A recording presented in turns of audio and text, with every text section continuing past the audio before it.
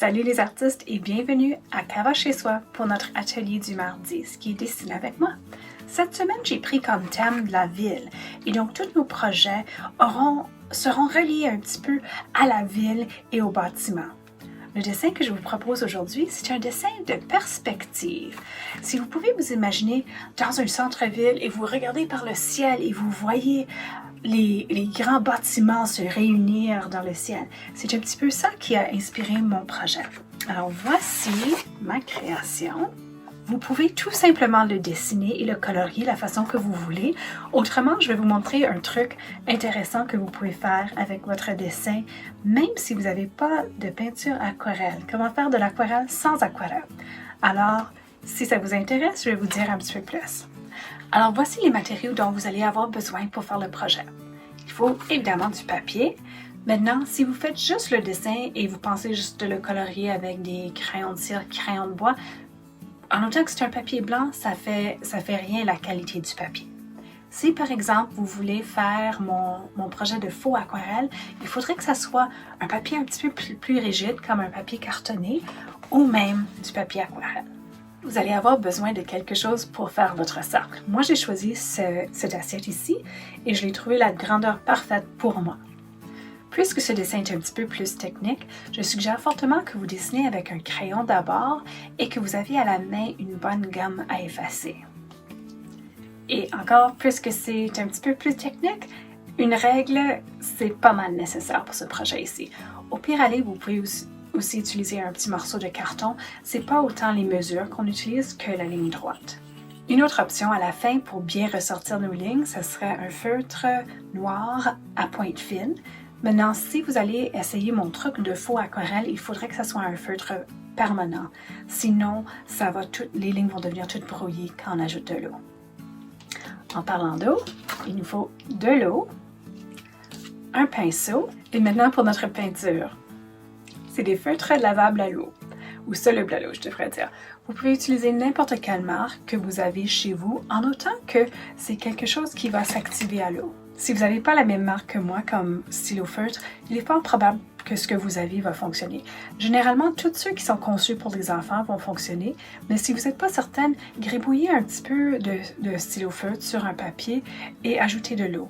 Si l'encre s'active et commence à bouger, vous allez savoir que ça va fonctionner pour notre projet. Si vous avez des crayons ou des pastels aquarelles, ça pourrait aussi bien fonctionner. Et évidemment, si vous avez des vraies aquarelles, vous pouvez aller directement et utiliser ce produit-là aussi. Finalement, si vous aimeriez présenter le projet comme je l'ai fait, il vous faudra aussi un carton foncé, des ciseaux et de la colle. Une fois que vous avez ramassé tous vos matériaux, redémarrez la vidéo pour dessiner avec moi. Pour faciliter le tournage de cette vidéo, j'ai premièrement fait la majorité de mon dessin en crayon et ensuite je vais le retracer avec vous en stylo feutre, comme ça vous allez pouvoir bien voir ce que je fais. La première étape sera de dessiner notre cercle, alors trouvez une assiette ou un objet circulaire le plus grand que vous pouvez rentrer sur votre page et tracez-le en crayon. Là, c'est le temps de créer notre point de fuite qui va nous permettre de créer un dessin en perspective. Pour ce faire, j'ai mesuré pour trouver le point le plus large au vertical et horizontal dans mon cercle et en mettant une marque aux deux places, cela a créé un X. Là, au centre de l'X, j'ai mis mon point et ceci sera mon point de fuite. J'ai rapidement tracé mon cercle en encre. J'ai aussi mis mon point de fuite en encre, mais je suggère fortement que vous le gardez en crayon jusqu'à ce que vous soyez complètement satisfaite de votre dessin. Comme je l'ai mentionné, j'ai fait la majorité de mon dessin déjà en crayon, mais j'ai gardé un petit segment ici pour vous montrer comment je construis mon bâtiment du début, comment je le planifie. Alors, la règle plus importante pour créer un dessin en perspective de ce style ici, c'est de comprendre que toutes les lignes verticaux de nos bâtiments doivent passer par notre point de fuite, notre point au centre. Alors, ce que je trouve le plus facile, c'est de commencer en dessinant des lignes de guide qui vont passer du bord du cercle jusqu'au centre.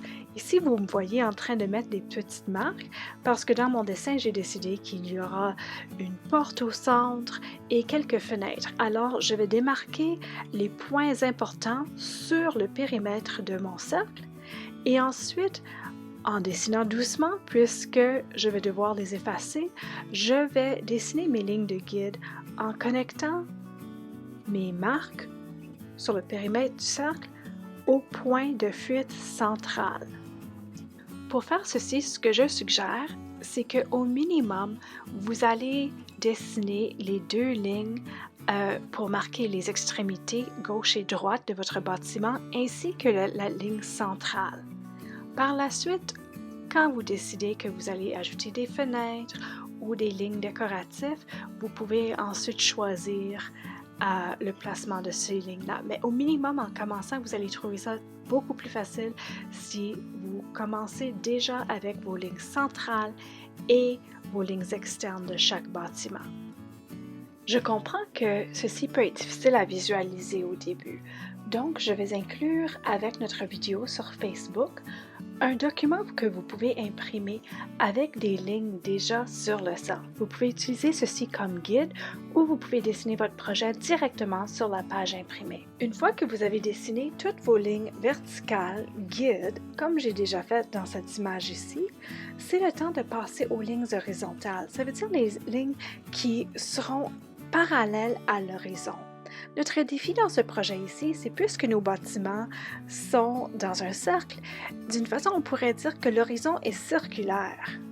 Pour simplifier mon dessin, au lieu d'imaginer un cercle, je vais imaginer que chaque bâtiment est sur son horizon tout seul à lui-même, droit.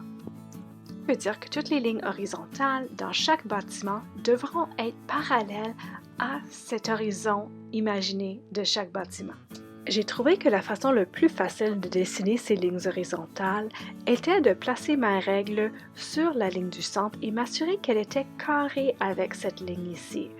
Je dessinais ensuite mes lignes horizontales, soit les barres de fenêtres ou de portes ou les lignes décoratives, et puis ensuite je glissais ma règle le long de cette ligne verticale pour trouver ma prochaine place. Une autre chose qu'il faut que vous vous rappelez en dessinant vos bâtiments, c'est que comme vous voyez, en montant vers le sommet de votre bâtiment, le bâtiment devient de plus en plus petit. Ça se voit très facilement avec la forme triangulaire du bâtiment dans l'image.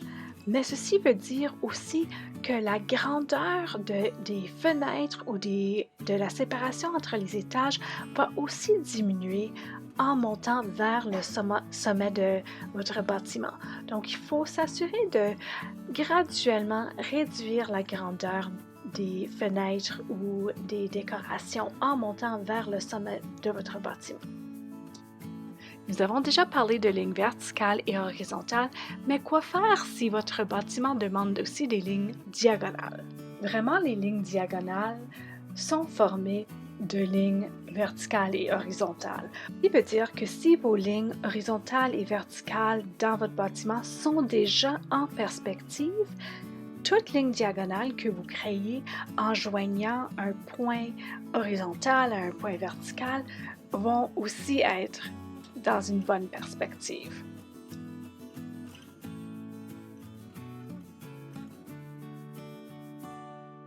Vous allez aussi voir, comme ici, que des fois, quand vous avez beaucoup de lignes horizontales et verticales déjà en place en tant que guide, des fois, vous n'aurez même pas besoin d'utiliser votre règle pour ajouter des détails et que vous pouvez tout simplement les dessiner à la main levée.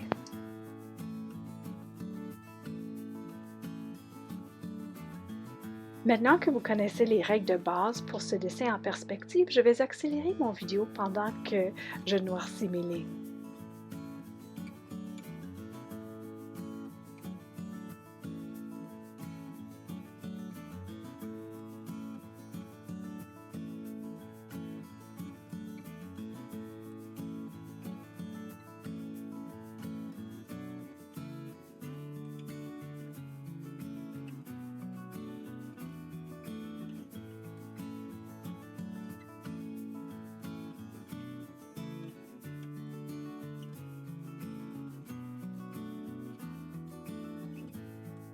Dans ce projet ici, j'ai essayé d'inclure une grande variété de différents bâtiments, plus ou moins venus de mon imagination.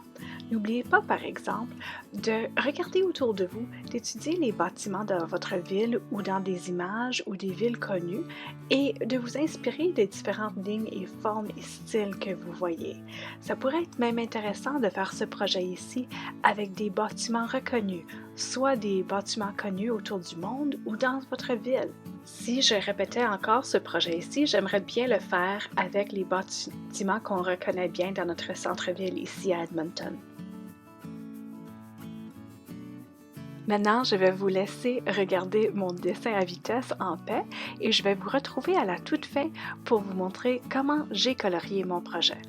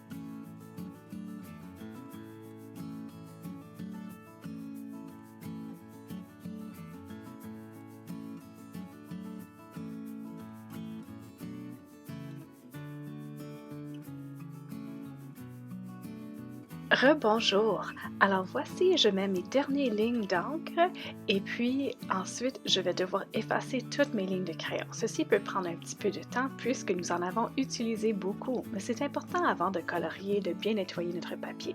Si vous avez travaillé sur un papier plus fin comme du papier d'imprimant, je suggère que vous coloriez votre projet soit avec des feutres ou des crayons de couleur ou des crayons de cire, mais si vous avez utilisé un papier plus épais comme du papier aquarelle, vous pouvez suivre cette prochaine partie avec moi.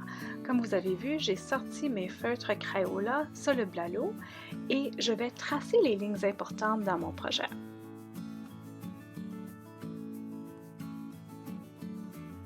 Une fois que je me suis assurée d'avoir une bonne quantité de couleur feutre sur mon papier, je vais sortir mon pinceau. Ici, je vais utiliser un pinceau avec un réservoir à eau, ce qui va faciliter ma tâche, mais vous pouvez vraiment utiliser n'importe quel pinceau que vous avez trempé dans l'eau. La sorte de papier que vous utilisez va déterminer la quantité d'eau que vous pouvez appliquer. Si vous utilisez un papier aquarelle, vous pouvez vraiment le mouiller sans vous inquiéter. Un papier cartonné ou certainement un papier plus fin va devenir un petit peu ondulé et sera très affecté par l'eau. Ceci ne veut pas dire que vous ne pouvez pas faire le projet, puisque il faudra juste y aller avec un petit peu moins d'eau et même si votre papier devient tout ondulé pendant le projet, vous pouvez par la suite le mettre sous un livre pour l'aplatir et vous pouvez quand même réussir. Comme vous pouvez voir, j'utilise encore un spectrum arc-en-ciel pour ce projet ici, mais vous pouvez vraiment choisir ce que vous voulez. Ce que j'aime d'utiliser les couleurs comme ceci, c'est que d'une façon, je me fais une petite roue de couleurs que je peux m'en servir plus tard aussi. Puis c'est joyeux. Mais si vous voulez travailler tout dans des bleus ou même des couleurs plus réalistes comme des gris ou des couleurs que vous voyez autour de vous, allez-y, ça pourrait certainement être très intéressant. Un autre avantage à mon travail en spectre de couleurs, c'est que je peux passer d'une couleur à l'autre sans trop m'inquiéter que l'encre coule dans son voisin. Et si ça arrive, ça ajoute tout simplement à l'intérêt. Si vous avez à aller faire des bâtiments de couleurs qui sont vraiment un petit peu plus aléatoire. Disons que vous allez passer d'un gris foncé à un jaune sable ou quelque chose comme ça. Vous allez vouloir vous assurer que le premier bâtiment est sec avant de passer à la prochaine.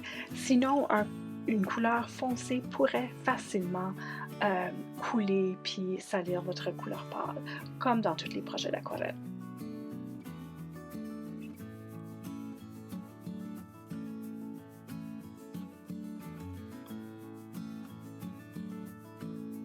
Je vais vous laisser mettre la couche de couleur de base sur tous vos bâtiments présentement et à la fin, je vais vous montrer comment on peut ajouter des détails.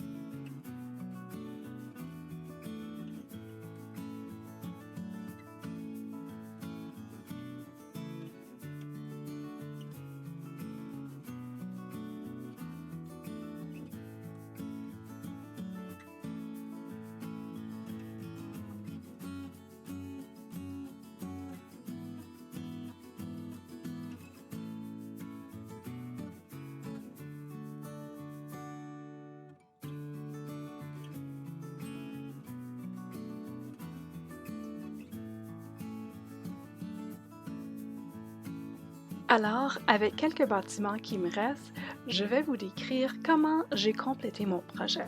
Puisque tristement, ma caméra n'a pas roulé pour la dernière petite partie. Mais c'est assez simple, donc je vais vous le décrire.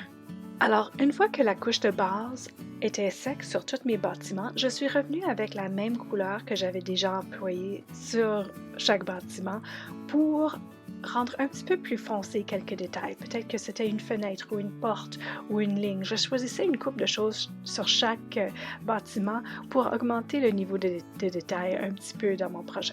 Une fois que j'étais satisfaite avec mes bâtiments, j'ai passé au ciel.